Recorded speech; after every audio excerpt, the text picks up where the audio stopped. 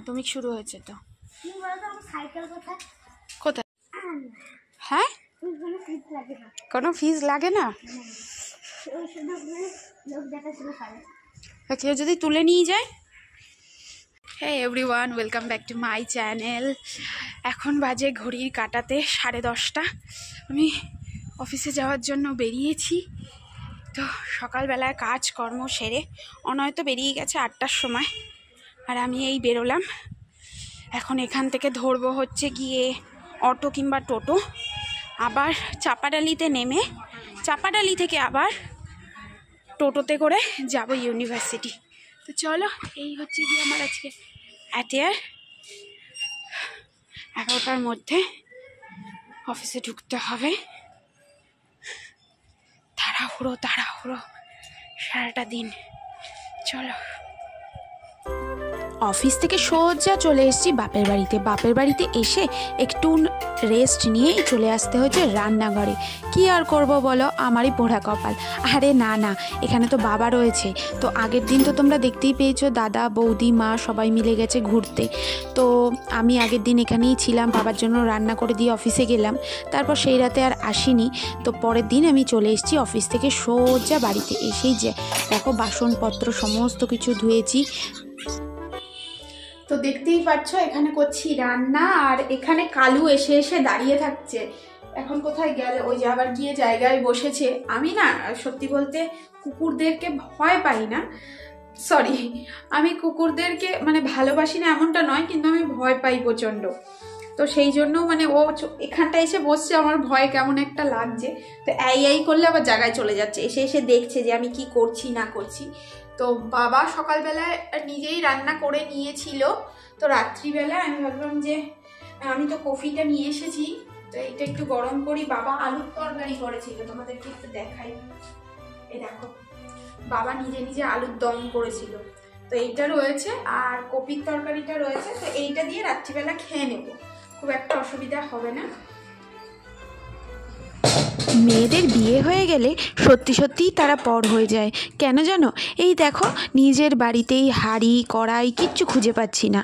আমি কোথা থেকে একটা কড়াই খুঁজে বার করে রান্না করতে শুরু করেছি, আর হাঁড়িটারও সেট করা জানো তো ঢাকনাটা পাচ্ছি না।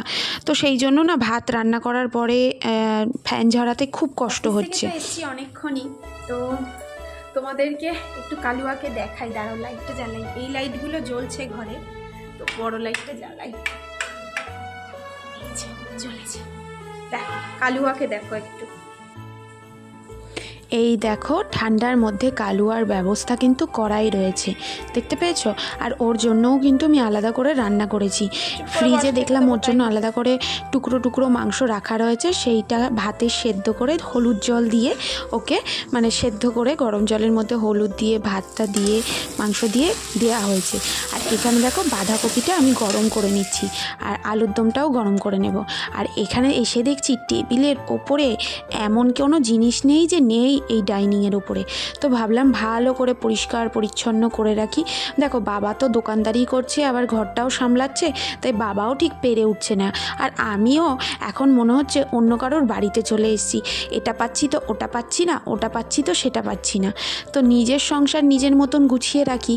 আর একটা এখন টোটালি বৌদির সংসার হয়ে দাঁড়িয়েছে, তাই বৌদিও বৌদির মতন হয়তো গুছিয়ে রাখে, আর সেটা তো আর আমি পাচ্ছি না। এতদিন পরে ঠিক মনের মধ্যে কেমন যেন হু করে উঠলো, জানো তো, যে মেয়েরা সত্যিই বিয়ের পরে পর হয়ে যায়।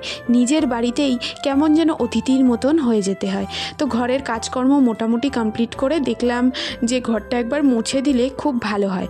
তো দেখো রান্নাবান্না আমার মোটামুটি কমপ্লিট হয়ে গেছে। এবার আমি ঘরটাকে ভালো করে মুছে দিচ্ছি। টেবিলটা পরিষ্কার করে ঝাড়ু দিয়ে দিয়েছি, বাসন টাসন মেজে নিয়েছি। যতটুকু কাজ না করলে নয় ততটাই করছি। আর আমি না ভাত রান্না হয়ে গেছিলো কমপ্লিট, ফ্যান ঝরিয়েও নিয়েছিলাম। তো নামিয়ে দেখছি যে মনে হয় কম হয়ে যাবে, জানো তো। তো তাই জন্য আবার বসিয়ে দিয়েছি, কারণ আমাদের বাড়িতে যে চাল খাওয়া হয় বাপের বাড়িতে, তো কতটা কি নিতে হয় আন্দাজ মতন আমি ঠিক জানি না। তো যখনই আসি মা থাকে বৌদি থাকে।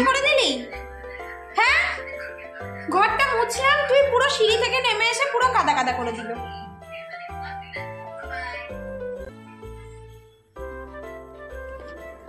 রান্নাবান্না প্রায় কমপ্লিট, ভাতটা হয়ে গেলেই হয়ে যায়। আর বেসিনে দেখেছো অনেক কিছু নামিয়ে রেখেছি। আসলে বাবা নিজেই নিজের মতো রান্না করছে, তো এদিক ওদিক বাসনপত্র ছড়িয়ে ছিটিয়ে থাকছে। তো চাটা করে দিয়েছি, আর পরের দিন এখান থেকেই যাব অফিসে। কিন্তু রাত্রিবেলা ডিনারের আগেই দেখলাম বৃষ্টি নেমেছে, তো জানলাটা খুলে বাইরের দৃশ্যটা একটু দেখার চেষ্টা করছিলাম। আর মায়েদের সাথেও ভিডিও কলিংয়ে কথা হয়েছে যে ওরা কেমন কি ঘুরছে। আর পুরো রাস্তাটা না একেবারে অন্যরকম লাগে যখন বৃষ্টি হয়। ঠিক আমি না আগে যখন এখানেই থাকতাম তখন এরকম বৃষ্টি হলেই জানলার দিকে তাকিয়েই বসে থাকতাম সারাটা রাত।